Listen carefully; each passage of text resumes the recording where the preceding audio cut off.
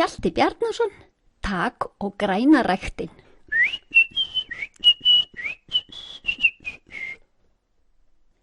Tak og græna ræktin, Freyjukettir, norræn menning, fyrsta útgáfa 2010, ESB-númer.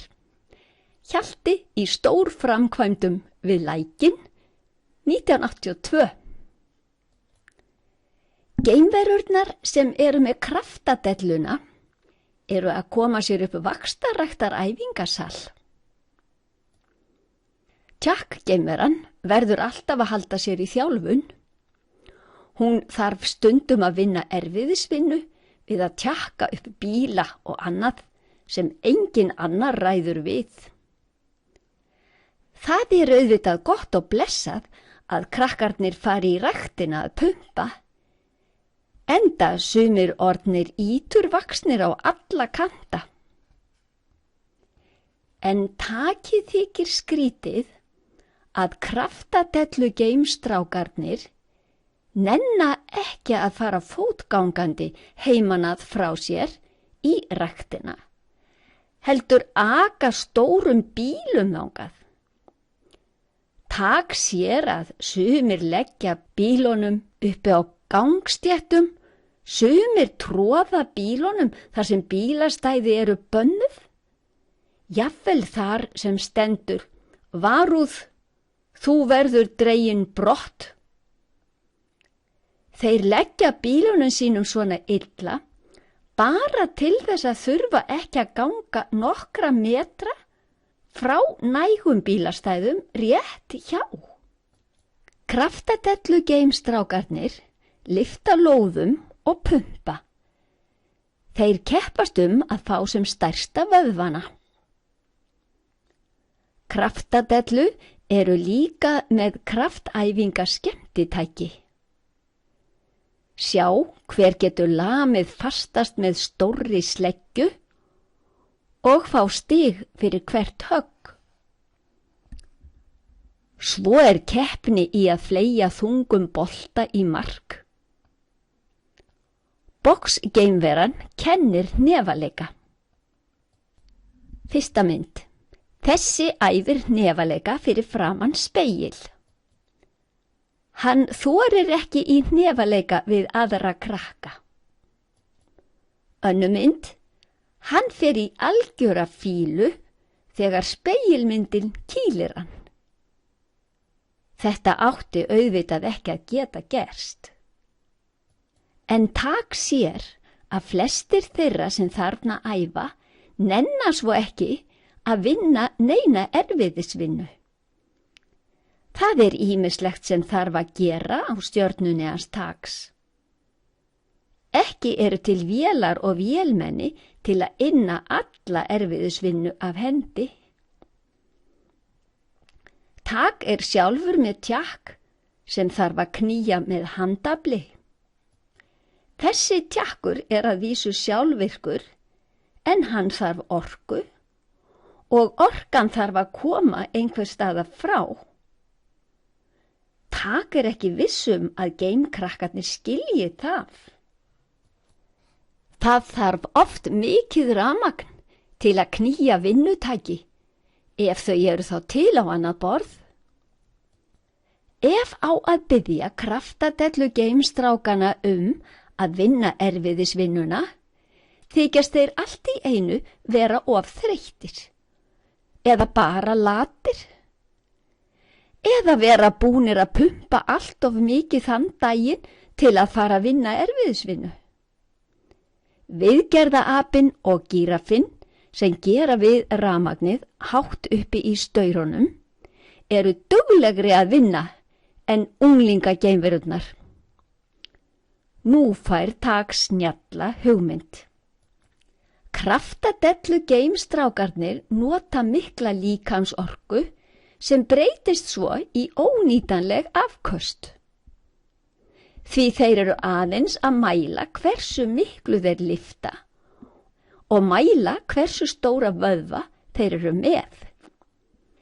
Það væri hægt að beisla öll þessi hestöfl af pumpi til að framleiða rafmagn, hugsar Tak. Tak ákveður í samráði við kraftadellu geimkrakkana að hafa alveg myrkur í salnum þanga til þeir fara að pumpa og hjóla og æfa. Og þá framleiði þau öll rafmagn til ljósa. Blinda geimveran ekki í neinum vandræðum með að finna tækin í myrkrinu og þegar hún byrjar að pumpa eða hjóla kemur smá týra á ljósaperurnar. Þá geta allir byrjað. Til þess að fá sér drykk úr sjálfsalanum þurfa kraftadellu krakkarnir að hjóla á þar til gerðu dælu hjóli. Mjög fullkomin hugsananemi velur þann drykk sem geimveran óskar sér. Þetta ný uppfinning sem Tak að þróa í samstarfi við hina geimunglingana í ræktinni. Og til að fara í sturtu þarf að stíga petala í gólfinu. Öllum þykir þetta bara skemmtilegt. Auðvitað svo umfram rafmagn með þessu fyrirkomulagi. Tak útbýr rafgeima sem svo hægt að nota meðal annars í rafknúna bíla sem menga ekki andrúmsloftið. Tak beislar orkuna til að hlaða geima. Tak sýnir hinum krökkunum teikningu af spreka höggvivél sem knúin rafmagni. Til vinstri mynd af geimveru að höggva í eldinn með öxi. Vélin miklu afkastameiri. Þetta þykir krökkunum spennandi verkefni. Hér teikning af fyrirhuguðu raforkuveri sem kraftadellu geimveru krakkarnir reisa í samráði við Tak sem hefur teiknað stöðvarhúsið og tengingar í tækin í ræktarsalnum. Þessi skissa útskýrir á einfaldan hátt hvernig þetta virkar. Tak útskýrir hvert atriði. Svo eftir að gera fullkomnari verkfræðiteikningar. Kringum vaxtarræktarstöðina gerir Tak fallegan garð. Þetta geimtré sem vaxa aðeins á stjörnunni hans Taks. Þau sá sér sérstaklega vel þarna. Þessi tré gefa frá sér svo sérstaklega góðan ilm að þau bera nafnið ilmandi. Alls konar fuglar sækja í garðinn, svo hér verður brátt fjölskrúðugt fuglalíf. Í trjánum fuglar sem syngja allan daginn og leika sér í loftinu. Þessir geimfurðu fuglar fara í gönguferðir. Þeir segja kvikk, kvikk í hverju spori. Þegar margir í göngutúr saman verður mikill kliður. Geimfugla mamma hér með ungana sína að kenna þeim að bjarga sér. Geimflugurnar og fiðrildin sækja í blómin. Flugurnar suða mjög skemmtilega þegar þær finna hunang. Hér líka séð fyrir litlum spennandi gangstígum. Og hér lækir sem litlar trébrýr yfir. Í lækjunum sprikla alls konar geimfiskar. Og vaðfuglar synda á litlum tjörnum eða vappa á bökkunum. Þríhjóla geimveran fer á ofsahraða eftir gangstígunum og hraðgeimverurnar snerta varla jörðina. Þetta svo gaman. Hjóla geimveran í essinu sínu, því gangstígarnir liggja í alls konar beygjum og þeir liggja upp og niður í litlum brekkum og hólum. Gulrótaþjófurinn vill helst hvergi annar staðar vera en í þessum garði þar sem nóg af alls konar mat til að stela. Fyrst í stað nenna krakkarnir í ræktinni ekki að hjálpa Taki. Þeir kvarta yfir að bílastæðin séu nú of langt í burtu, svo þeir þurfa að ganga frá bílastæðinu yfir í ræktina. En að því kemur að Kraftadellu geimverunu þykir þetta svo góð hugmynd að þær fara að hjálpa Taki að útbúa stærri svona garð allt í kringum ræktina. Nú eru bílastæðin lengra frá, svo allir vaxtarræktardellu krakkarnir þurfa að ganga frá bílastæðinu gegnum skemmtilega garðinn og í ræktina og svo aftur tilbaka í bílana sína. Þetta er eitthvað það besta sem þau geta hugsað sér fyrir skrokkin sinn og heilsuna. Taki dettur í hug að gaman væri að hafa alls konar húsdýr í garðinum.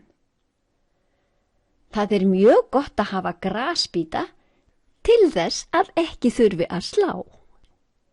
Hinga koma líka 6-fættir geimúlfar ofan úr fjöllunum.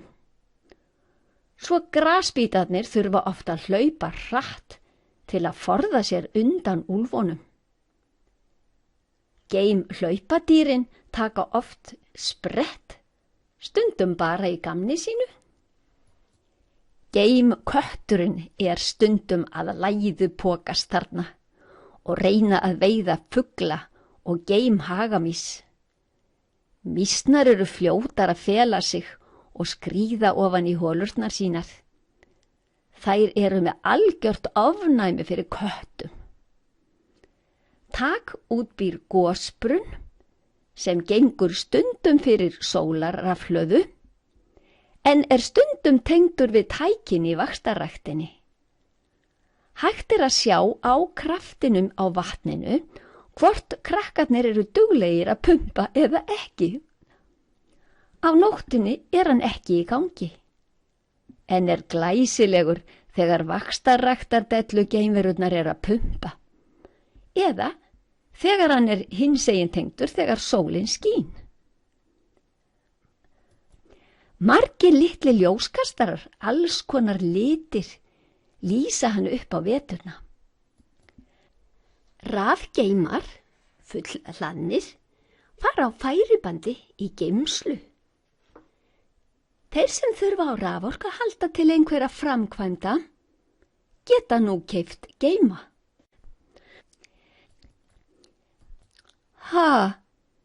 Keypt geima, hugsar geimi og er ekki hress. Tak sér hvað hann er að hugsa og útskýrir fyrir honum að geimir, í fleirtölu geimar, sé sko annað en geimi. Þá tekur geimi gleði sín á ný. Allir eru alsælir með þetta nýja fyrirkomulag. Ekki hvað síst geimlæknirinn sem segir að þetta stuðli að heilbrigði geimäskunnar á stjörnunni hans Taks. Hann segir, best að þessi vaxtarræktar og heilsubóta staður verði kallaður sú græna væna.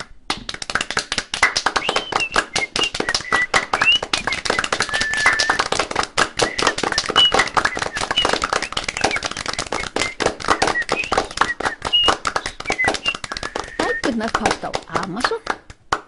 Þið getið bara farið inn á amazon.co.uk og slegið inn Hjalti Bjarnason.